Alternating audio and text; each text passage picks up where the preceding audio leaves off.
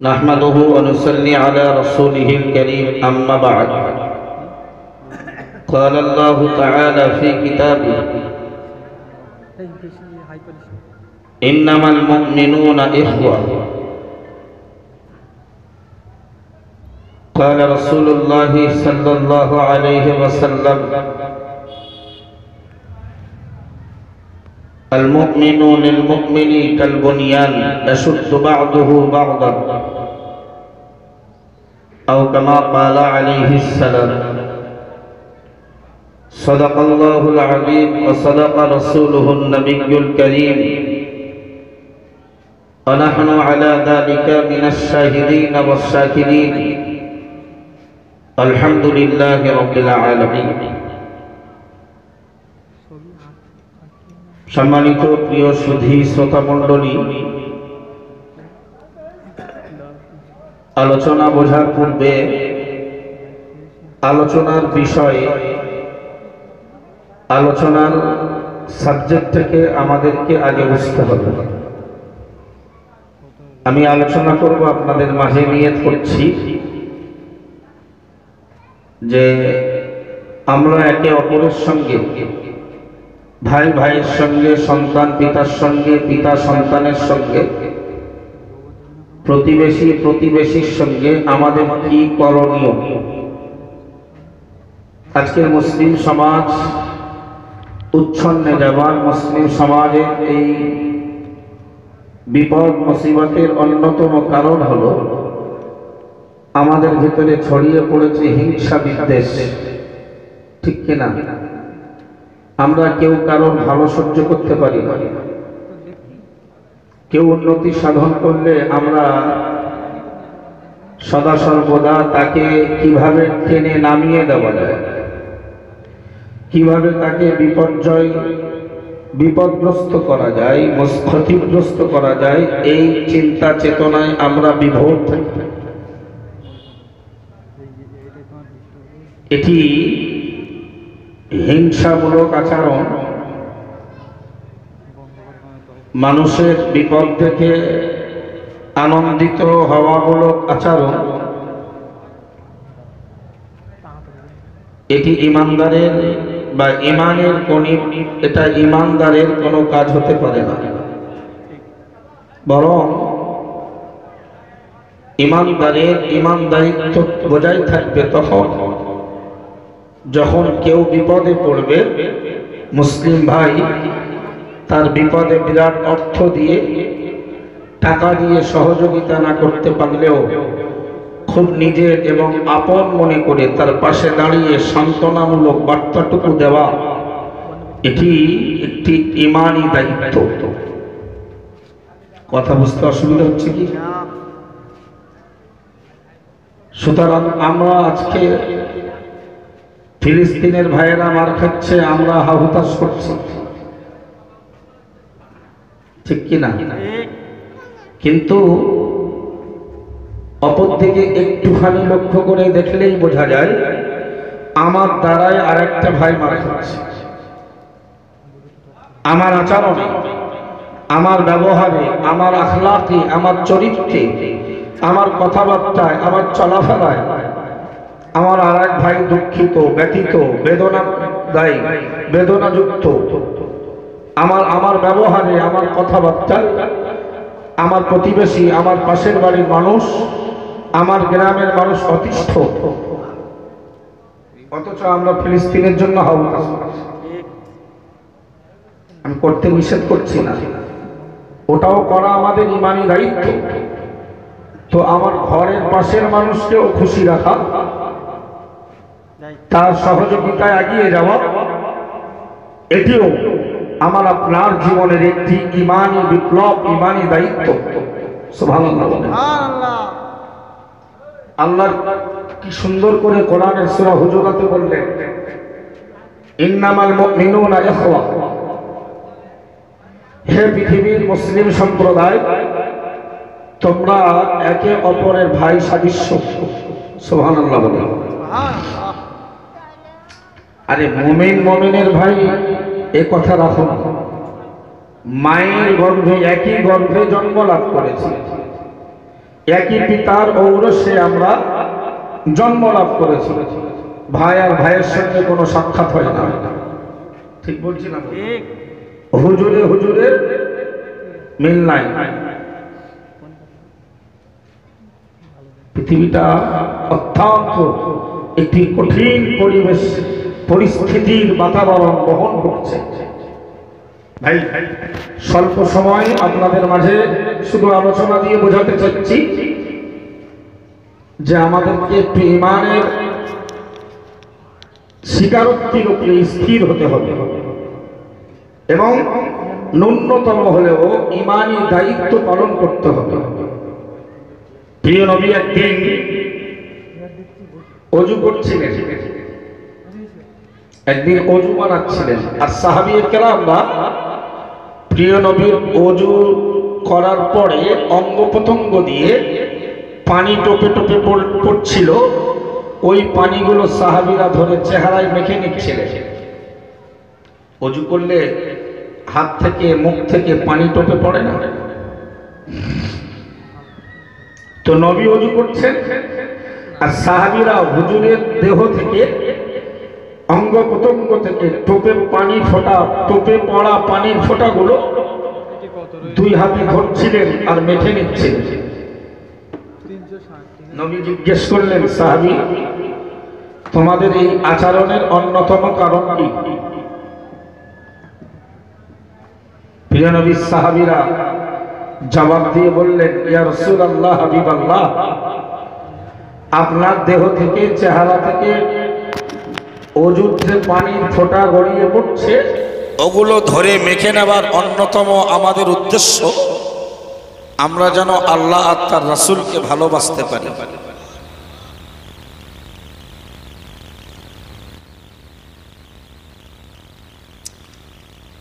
রসুলের ভালোবাসা পাওয়ার লক্ষ্যে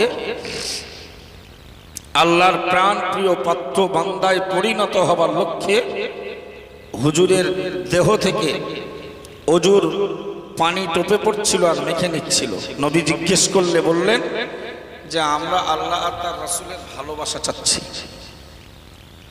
قال رسول الله صلى الله عليه وسلم من سره أن يحب الله ورسوله أو يحبه الله أو كما قال عليه السلام। प्यारा नबी मोहम्मद रसूलुल्लाह সাল্লাল্লাহু আলাইহি ওয়াসাল্লাম সাহাবীদেরকে ওই সময় জবাব দিয়ে বললেন, ও আমার সাহাবীরা, আমি নবী মুহাম্মদুর রাসূলুল্লাহ সাল্লাল্লাহু আলাইহি ওয়াসাল্লাম বলছি, না না না না না, অজুর পানি টোপে পড়ছে আর ওই পানি মেখে নিলে আমি রাসূলুল্লাহ এবং আল্লাহর ভালোবাসার পাত্র হওয়া যায় না। ও আমার সাহাবীরা, যদি প্রকৃত অর্থে আল্লাহ তার রাসূলকে ভালোবাসতে চাও অথবা যদি মনের ভেতরে ইচ্ছা থাকে আল্লাহ এবং তার রাসূল ওই মানুষটাকে ভালোবেসে নিক, না না না, তাদের জন্য তিনটি আমল করণীয়। কটা আমল করতে হবে? অজুর পানি মাখলে প্রিয় পাত্র হওয়া যাবে, ওটা যেন খানিকটা অন্ধভক্তের পরিচয়। ওই যেটা সাহাবীরা করছিল ওইটা যেন খানিকটা অন্ধভক্তের পরিচয়। দাদা পীর কেবলার মানবো, মাজার জিয়ারাত করব, নামাজ পড়বো না, এই চরিত্র কি ঠিক? হুজুর মানবো, হুজুরের মাদ্রাসার জলসায় যাব, সেদিনও নামাজ পড়বো না, এগুলো হুজুর মানার নামে ভণ্ডামি, পীর মানার নামে এগুলো ধোঁকাবাজি। পীর হুজুর সবার প্রথম আন্দোলন নামাজ প্রতিষ্ঠা কত।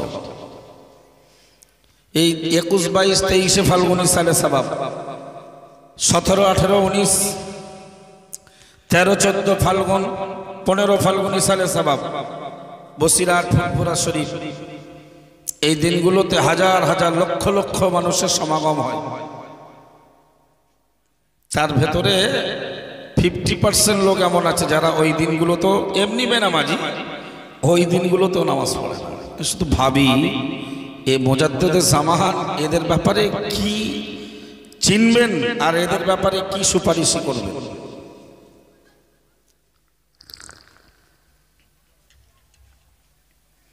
তো নবী বললেন, সাহাবীরা, যদি আল্লাহ তার রাসূলকে ভালোবাসতে চাও, অথবা যদি তোমরা মনে করো যে আল্লাহ এবং তার রাসূল তোমাদেরকে ভালোবেসে ফেলুক, তোমাদের ভালোবেসে নি, তাহলে তোমাদের কাজ করতে হবে কটা? তিনটি। प्यारा नबी मोहम्मद रसूलुल्लाह सल्लल्लाहु अलैहि वसल्लम हादिस शरीफे विवरण दिलेन ও আমার সাহাবীরা, না না না, ফালিয়াহাদিস ইদা হাদাসা। আল্লাহ পাকের নবী আল্লাহ পাকের নবী প্যারা নবী মুহাম্মদুর রাসূলুল্লাহ সাল্লাল্লাহু আলাইহি ওয়াসাল্লাম সাহাবীদেরকে বললেন, ফালিয়াসদুক হাদিসাহু ইদা হাদাসা আও কামা ক্বালা আলাইহিস সালাম, তাহলে যেন ওই মানুষটা কথা বললেই সত্য কথা বলে। সুবহানাল্লাহ বলে। যার মনের ইচ্ছা আল্লাহর প্রিয় বান্দা হবে। সাহাবী, আমি রাসূল বলছি তিনটি কাজ পালন করতে হবে। এক নম্বরে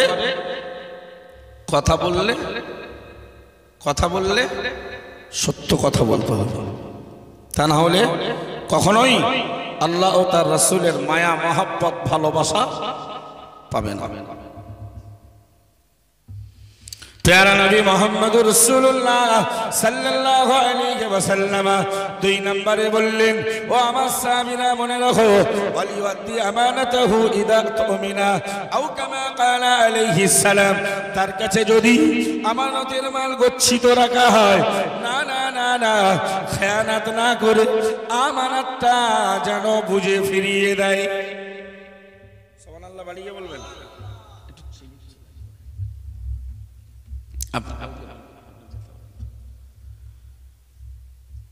এই হাদিসটা বুঝে বাড়ি ফিরলে আর অশান্তি লাগবে। যদি শুধু এই হাদিসটাকে শুনে আমরা বাড়ি যাই, তাহলে আর খুব বেশি হাদিস শোনা লাগবে না।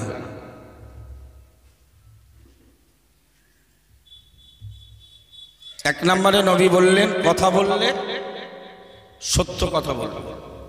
সত্য কথা বললে সত্যি বিশাল লাভ আছে না নাই? আর মিথ্যা কথা বললে, অন্য হাদিসে নবী বলেছে, ইন্নাল কিযবা রাসু কুল্লি খাতিয়াতিন আও কামা ক্বালা আলাইহিস সালাম,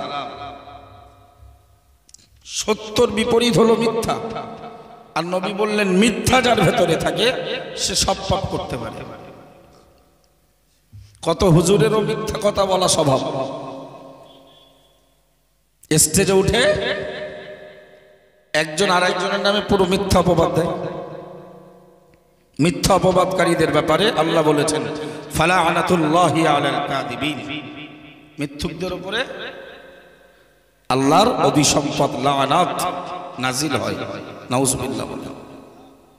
प्यारा नबी मोहम्मद रसूलुल्लाह सल्लल्लाहु अलैहि वसल्लम অন্য হাদিসে জানিয়ে দিলেন, ও আমার সাহাবীরা মনে রাখো, না না না, আলাইকুম বিসসিদকি ফাইন্নাস সিদকা ইয়াহদি ইলাল বিররি ওয়া ইন্নাল বিররা ইয়াহদি ইলাল জান্নাতি ওয়া মা ইয়াসালুর রাসূলু ওয়া মা ইয়াসালুর রাজুলু ইয়াসদুকু ويتحرى الصدق أو كما قال عليه السلام।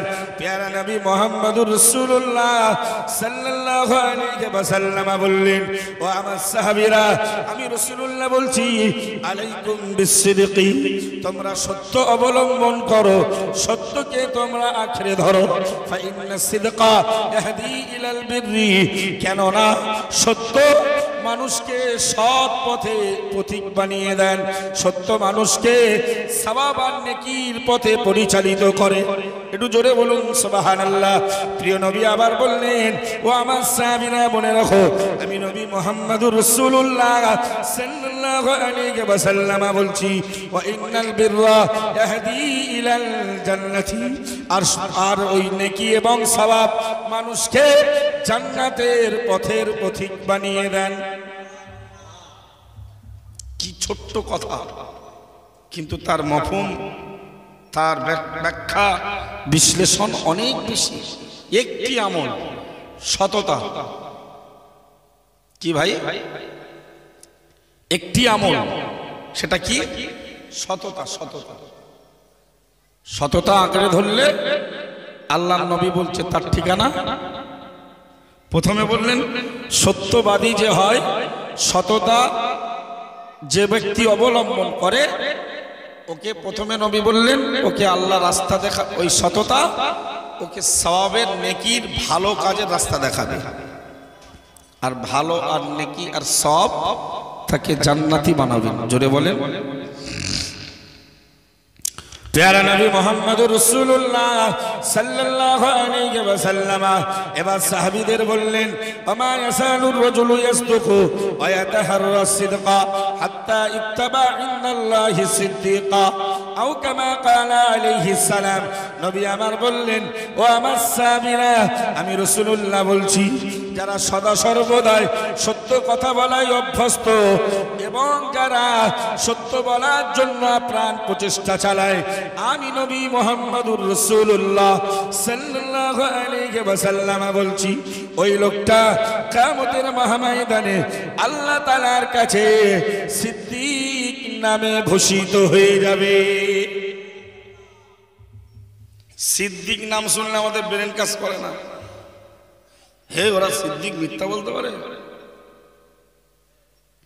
তুমি ভ্যান চালক, টোটো চালক, রিক্সা চালক, দিনমজুরি কাজ করো, রাজমিস্ত্রি, রং মিস্ত্রি, আপনার আমার জীবনেও যদি সততা এসে যায়, নবীর ভাষণ বুখারী শরীফের হাদিস, নবী বলছে ওই লোকটারও কিয়ামতের দিনে নাম মনিরুল ইসলাম, আব্দুর রহমান, আব্দুল খালেক, সাইফুল সাহেব, যাই হোক, পাশে সিদ্দিক কথাটা লেখা থাকবে। কি সততা আঁকড়ে ধরলে লাভ আছে না নাই? তো নবী বললেন, কেউ যদি আল্লাহ ও তার রাসূলের ভালোবাসা পেতে চায় তাহলে তার উচিত কি বলুন? এক নম্বরে তিনটে কাজ করতে হবে। এক নম্বরে কি বলেছি ভাই? হ্যাঁ, সত্য কথা বলতে হবে। আর দুই নম্বরে বলেছি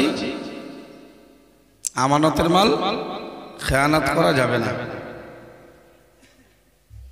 নবী অন্য হাদিসে বললেন সত্যবাদী জান্নাতে যাবে এবং সততায় যদি অভ্যস্ত হয়, সত্যর জন্য যদি লড়াই করে, জিহাদ করে, নবী বললেন নামের পাশে সিদ্দিক উপাধিটাও পেয়ে যাবে।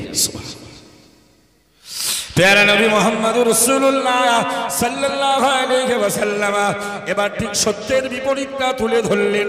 ওই হাদিসের পরের অংশেই, ওয়া ইয়াকুমুল কাযিবা ফাইন্নাল কাযিবা ইয়াহদি ইলাল ফুজুরি ওয়া ইন্নাল ফুজুরা ইয়াহদি ইলান নারি ওয়া মা ইয়াসালুর রাজুলু ইয়াকযিবু ওয়া ইয়াতাহাররাল কিযবা হাত্তা ইত্তাবা ইনদাল্লাহি কাযাবা আও কামা ক্বালা আলাইহিস সালাম। প্যারা নবী মুহাম্মদুর রাসূলুল্লাহ সাল্লাল্লাহু আলাইহি ওয়াসাল্লাম বললেন, ও সাহাবীরা, পাশাপাশি বক্তব্যটা তোমরা অনুধাবন করো।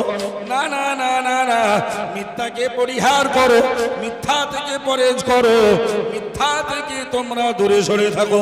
আমি নবী মুহাম্মদুর রাসূলুল্লাহ সাল্লাল্লাহু আলাইহি ওয়াসাল্লাম বলছি, কেন না মিথ্যা মানুষকে পাপের পথের পথিক বানিয়ে দেয় ও সাহাবীরা, আর ওই গুনাহ পাপ মানুষকে জাহান্নামের পথের পথিক বানায়।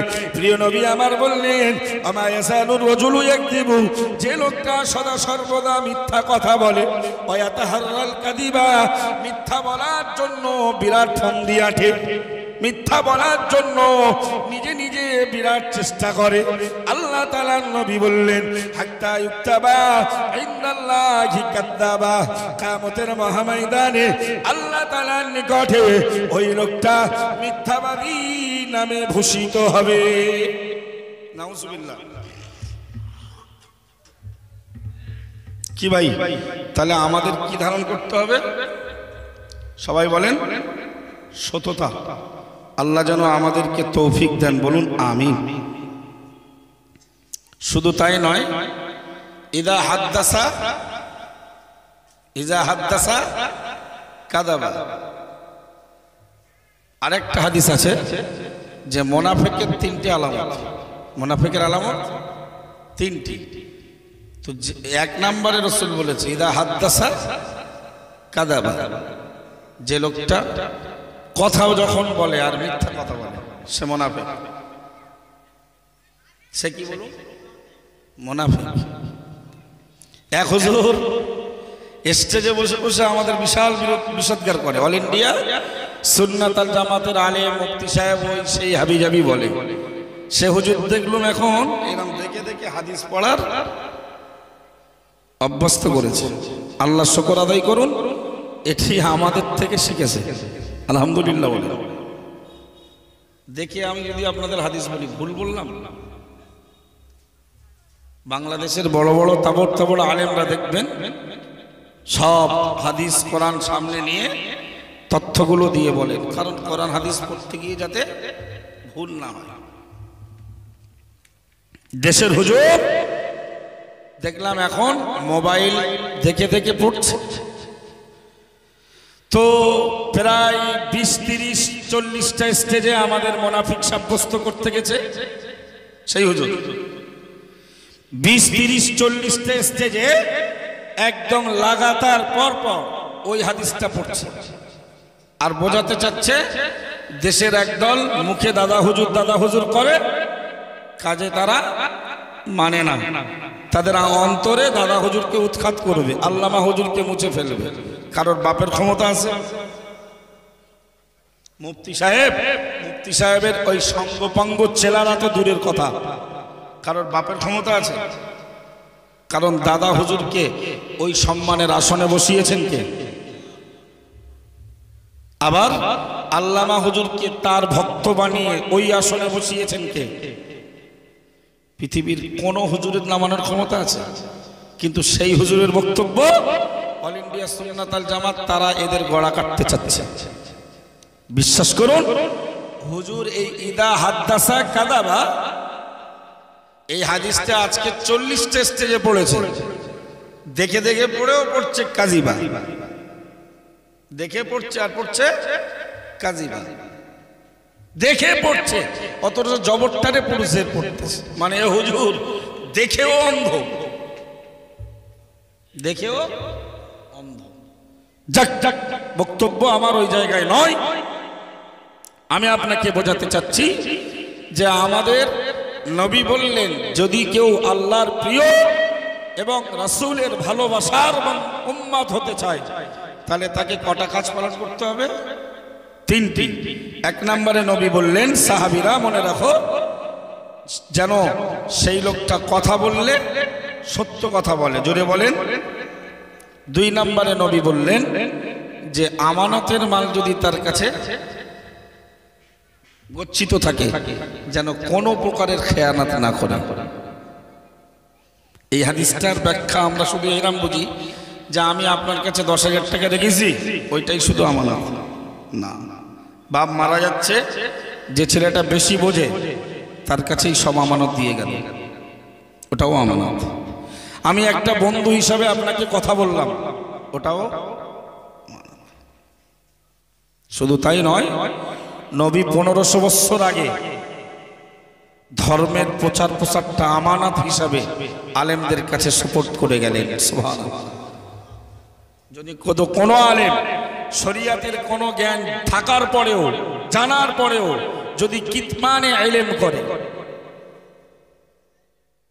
যে ইলম অর্জন করলো সুম্মা কাতামাহু, ফের তারপরে কি করলো?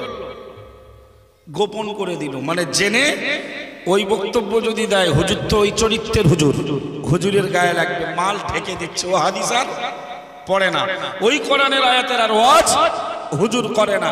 আল্লাহর নবী বললেন উলজিমা ইয়াউমাল কিয়ামাতি বিলিজামিন মিনান নার, আমানতের খেয়ানতকারী একে লোহার জিনজিরা পরিয়ে লাগাম পরিয়ে আগুনের লাগাম পরিয়ে টানতে টানতে ঘাট ধাক্কা দিতে দিতে আমানতের খেয়ানতকারী কিতমানে ইলম গোপনকারী জানার পরেও একে জাহান্নামে উল্টো করে ফেলে দেওয়া হবে। দেশে হুজুরের আমদানিও বেশ আছে, শুধু আছে। প্যারা নবী মুহাম্মদুর রাসূলুল্লাহ সাল্লাল্লাহু আলাইহি ওয়াসাল্লাম সাহাবী হুজুরদের ডেকে বললেন, ও আমার সাহাবীরা, আমি রাসূলুল্লাহ বলছি, না না না না না, 3 নম্বরে ফালিয়ুহসিন জারাহু ফালিয়ুহসিন জিওয়ারহু, না না না, তারা যেন তাদের প্রতিবেশীর সঙ্গে সৎ ব্যবহার করে। ফালিয়ুহসিন ওয়ালিয়ুহসিন জাওয়ারাহু আও কামা ক্বালা আলাইহিস সালাম, বলছে যারা তার পাশে বাস করে সে যদি মনে করে, কেউ যদি মনে করে আমি আল্লাহ আর তার রাসূলের প্রিয় বান্দা এবং উম্মত হব, তাহলে 3 নম্বরের দায়িত্ব হলো ফালি ওয়ালিয়ুহসিন জিওয়ারা মান জাওয়ারাহু, যেন প্রতিবেশীর সঙ্গে ব্যবহারটা, আমার বক্তব্য সাবজেক্ট ওই জায়গায়। নবীর এই হাদিস আমাদেরকে মান্যতা দিতে হবে। আল্লাহ যেন তৌফিক দেন, বলুন আমিন। প্যারা নবী মুহাম্মদ সাল্লাল্লাহু আলাইহি ওয়াসাল্লাম তিনি সাহাবীদেরকে বললেন, হে আমার সাহাবীরা, মা মিন মুসলিমিন গরাসা গরসান, নবী বললেন কোন মুসলমান যদি একটা গাছ লাগায়, গরাসা গরসান, কোন মুসলমান যদি একটা গাছ লাগায়, আর ফাআকালা মিনহু ইনসানুন আও দাব্বাতুন, সেই গাছের ফল যদি বা সেই গাছ থেকে যদি কোনো মানুষ এবং পশু উপকার নেয়, নবী বললেন ইল্লা কানা লাহু সাদাকা, সুবহানাল্লাহ বলেন, ওইটা হয়ে যাবে তার জন্য সাদকা। কিন্তু আমরা তো তার আগে যে পরিমাণের গাল মন্দ করব, তাতেই মোটামুটি আমাদের জাহান্নাম অজীব হয়ে যাবে। নাউজুবিল্লাহ বলেন। প্যারা নবী মুহাম্মদুর রাসূলুল্লাহ সাল্লাল্লাহু আলাইহি ওয়াসাল্লাম সাহাবী হুজুরদের ডেকে বললেন, ও আমার সাহাবীরা, মা মিন মুসলিমিন গরাসা গরসান ফাআকালা মিনহু ইনসানুন আও দাব্বাতুন ফাআকালা লাহু সাদাকা আও কামা ফাকানা লাহু সাদাকাতুন আও কামা ক্বালা আলাইহিস সালাম। প্যারা নবী মুহাম্মদুর